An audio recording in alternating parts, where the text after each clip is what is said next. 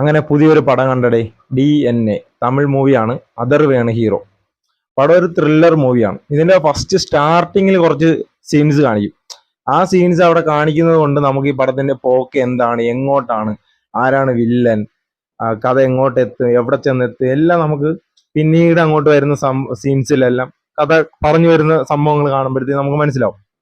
പക്ഷെ ആ ഒരു സീൻ കഴിഞ്ഞിട്ട് നായകന്റെ ഒരു ഇൻട്രോ സീൻ, നായകന്റെ കുറച്ച് ക്യാരക്ടർ ബിൽഡപ്പ് കൊടുക്കുന്ന സാധനങ്ങളൊക്കെ ഉണ്ട്.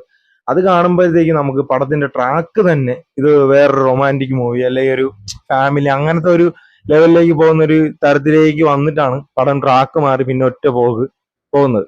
ആ രീതിക്കാണ് പടം എടുത്തിരിക്കുന്നത്. നമ്മൾ പ്രെഡിക്റ്റ് ചെയ്യുന്ന കണക്ക് തന്നെയാണ് പോകുന്നത്. അതിനപ്പുറം ഒന്നും തന്നെ ചെയ്തു വെക്കാൻ ഡയറക്ടറിനോ സ്ക്രിപ്റ്റിനോ ഒന്നും കഴിഞ്ഞിട്ടില്ല. ചുമ്മാ നമുക്കിങ്ങനെ കണ്ടിരിക്കാമെന്നല്ലാതെ പ്രത്യേകിച്ച് ഒരു ഭയങ്കര ത്രില്ലിങ് അങ്ങനെ ഒന്നും തോന്നില്ല. ഒരു ഓക്കെ വാച്ച്, ഒരു വൺ ടൈം വാച്ച്, ഒരു ആവറേജ് ആ ഒരു ഫീലാണ് എനിക്ക് കണ്ടപ്പോൾ തോന്നിയത്.